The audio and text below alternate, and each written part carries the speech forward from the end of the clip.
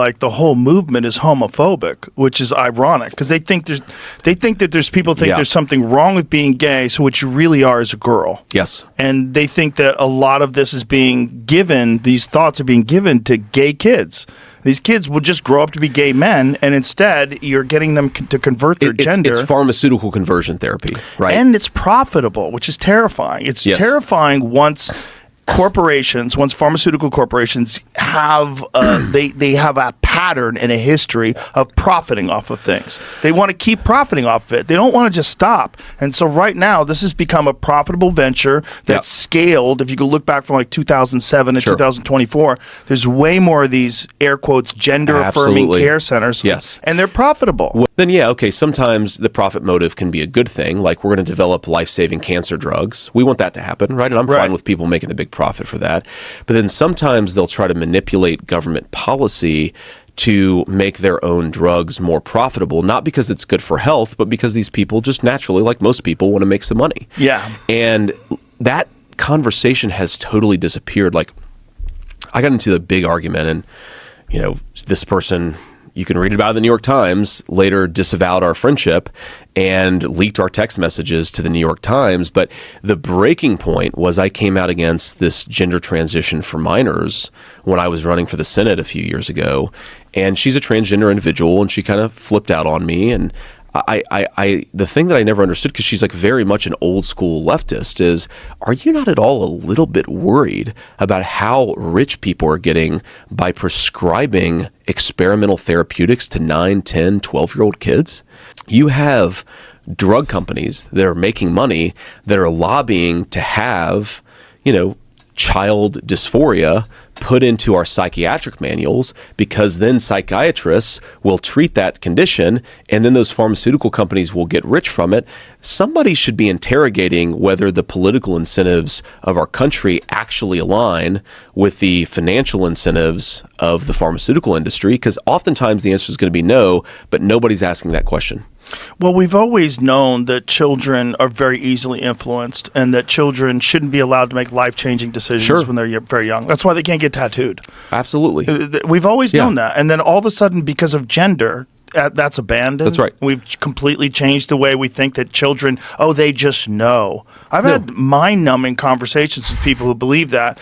And it all falls apart if you just keep asking questions. That's right. Just ask them to define, how could you know this? What about the development of the frontal lobe? What about this understanding that children have never been able to make life-changing decisions? Correct. You don't allow them to drink alcohol. You don't allow them to get tattooed. They can't join the military when they're 10. Like there's a lot of shit you can't do when you're a little kid. Yeah. Why are you letting them just change their gender? And what does this even mean? That's right. And then the New York Times thing that comes out where it shows that they had a whole study about these puberty blockers that showed that they do not help the children's mental health and that they probably have a lot of horrific side effects. Exactly. And so they decided not to release the study. And they decided not to publish that, right? Which shows you the corruption of science is that we're actually not publishing studies that suggest that gender transition craziness has reached the boiling point. I mean, you have kids. I have a 4-year-old and a 2-year-old. Every single day, my 4-year-old or 2-year-old will come to me and say something that is batshit insane because they're 4 and 2. Yeah. Like my 4-year-old will come and say, "Daddy, I'm a dinosaur." Right? I'm going to take them to like the dinosaur transition clinic and put scales on them. And the other thing is, like, if you were encouraging them, and some parents, it's just I'm just going to say it, even though it sounds gross, they want their kid to be a part of the LGBTQ thing because it looks like a flag of virtue that they can post in their front lawn. Oh, look, we have a queer child. Like, oh, you're amazing. There's a weird thing about it with some of these nutty parents where you could imagine them there has to be some reason why this enormous percentage of Hollywood kids are trans. Like, how many celebrities have trans kids? It's new. It's not a thing that was going on just it was rare in the past. It becomes a social signifier for a lot of parents. And we have to be honest about that fact. And if you look at where the gender craziness is the most common, it's most common among upper middle class to lower middle class white progressives. 100%. Now, you could believe, okay, that there's just like something genetic going on in the mind of a wealthy white progressive, or you could believe that this is a cultural trend that we should be questioning a lot more than we are right now. And unfortunately, I mean, here's one thing that I really worry about is, okay, think about the incentives. People are very good at rationalizing things. If you are a, middle class or upper middle class white parent, and the only thing that you care about is whether your child goes into Harvard or Yale, like obviously that pathway has become a lot harder for a lot of upper middle class kids. But the one way that those people can participate in the DEI bureaucracy in this country is to be trans. And is there a dynamic that's going on where if you become trans, that is the way to reject your white privilege, right? That's the social signifier. Yeah. The only one that's available in the hyper woke mindset is if you become gender non-binary. Non-binary is the best one because you don't even have to do anything. You can just say I could say I'm non-binary and like you don't have to do anything, but all of a sudden you're a part of the group. Yeah, 20, 30 years ago, even among very well-to-do white progressives, like an 11-year-old boy says, I think that I'm a girl. Most of the time we would have said, oh, that's ridiculous and crazy and, ha ha ha, and come back to me in a couple of days. Now I think there's this massive incentive to try to say, oh my God, does that mean that my kid is trans? And I also think it's, to your point, very warping on the minds of young kids because what they're now doing is taking normal adolescent curiosity and normal adolescent discomfort. Like I don't know a single person who went from the ages of 10 to 15 who didn't say, oh, like sometimes I had some, weird ideas or I dressed weird for a couple of years or something, right? It's a confusing phase for most Americans.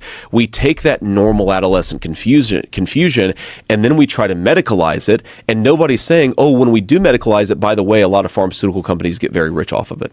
Not only very rich, but then the child is sterilized. Yes. I mean, this is for a lot of these kids, they'll never be able to have children ever again. If they change their mind, if they one day decide, oh, I was just going through a confusing time in my life, but now I've ruined my voice with hormones, my ovaries are destroyed.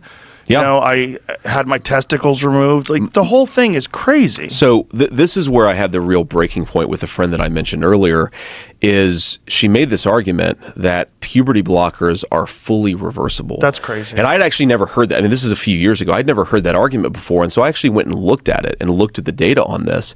The idea that if you give puberty delaying, puberty blockers, whatever you're going to call them, to kids who are 11, 12, 13, that's fully reversible, that is completely and preposterously insane. Now, even the most radical advocates of trans healthcare do not say that, right?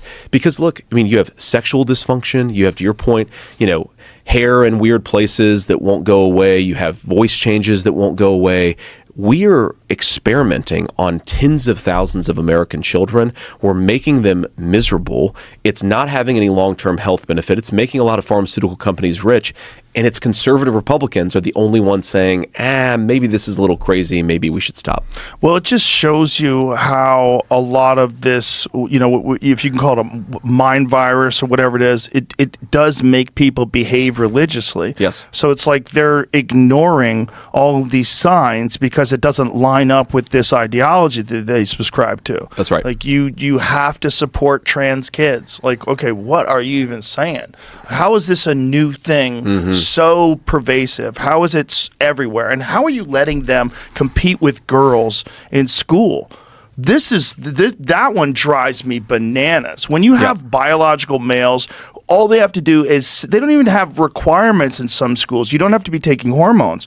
You could just identify and you can compete as a girl. And of course that causes injury to the young girls. Of course. And again, this gives me faith in the wisdom of the American people, because if you see how radically the Democrats leaned into this stuff 4 years ago and how much, Kamala Harris is running away from it today, most Americans, they don't really care who you sleep with. They're pretty open-minded about most lifestyle choices. But when you talk about having a biological male compete with their teenage girl in competitive sports, Americans are saying, no.